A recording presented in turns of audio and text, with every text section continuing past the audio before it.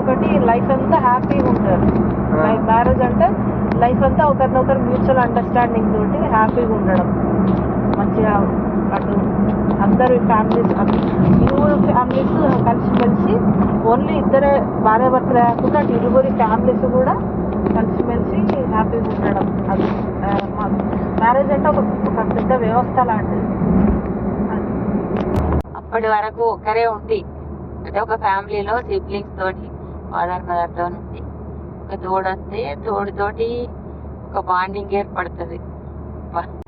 ఏది నిర్ణయం తీసుకున్నా ఇద్దరు ఏదైనా కూడా ఒకరు మనకంటూ ఒకరు ఉన్నారు అనే ఒక ఫీలింగ్ తోనే బతుకుతారు అన్నట్టు.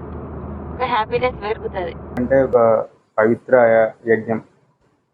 మనం ఇనీషియల్గా పుట్టినప్పటి నుండి పెళ్ళికి ముందు వరకు మనం పేరెంట్స్తోని ఒక వే ఆఫ్ లైఫ్లో ఉంటాం. పెళ్ళి తర్వాత మన పార్ట్నర్తోని లైఫ్ లాంగ్, అంటే ఎలాంటి స్వార్థం లేకుండా ప్రేమతోని జీవితాంతం వాళ్ళతోని కలిసి ఉంటాం. కష్టమైనా సుఖమైనా ఏదైనా కలిసి షేర్ చేసుకుంటాం, కోపాలు తగ్గించుకుంటాం. అంటే depends upon situation we can handle the matter.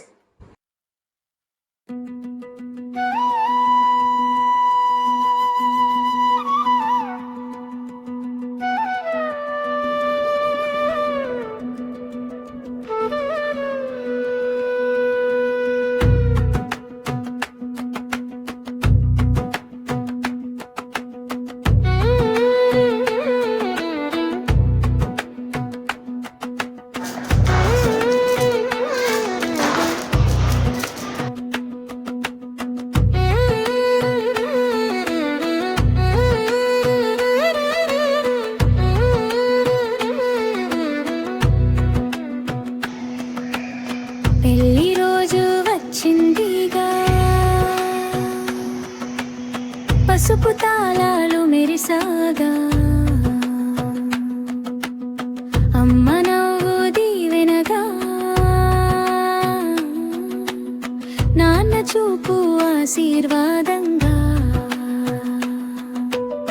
గడప దాటి నడిచిన వేళ కొత్త ఇంటి గుమ్మంలోనే రెండు మనసులు ఒక్కటే, పవిత్ర బంధం పుట్టిందే, చేతిలో చేయి కలిసింది, జీవితం కొత్తగా తెలిసింది, కళ్ళలో కలలు నిలిచాయి, ఇద్దరికి వెలుగు వెలిసింది.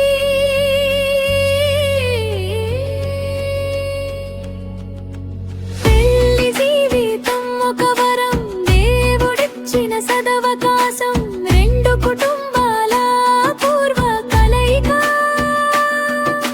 ఇదే మన గర్వం, ఇదే మన గీతం. పెళ్లి జీవితం ఒక వరం, మనసుల కలసిన సుభాగ్యం, అనురాగం పూలు విరిసే వేళ, ఇదే మన ఇంటి ఆనందం.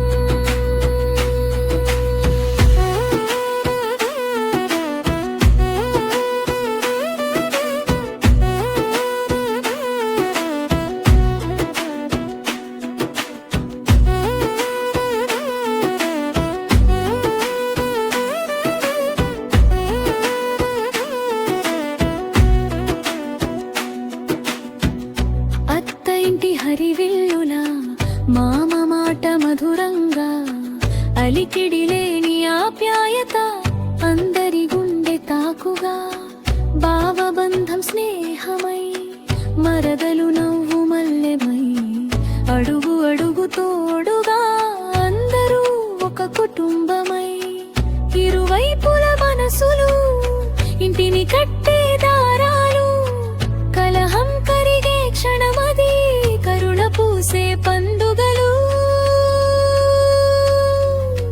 పెళ్లి జీవితం ఒక వరం, దేవుడిచ్చిన సదవకాశం, రెండు కుటుంబాల పూర్వ కలయిక, ఇదే మన గర్వం, ఇదే మన గీతం. పెళ్లి జీవితం ఒక వరం,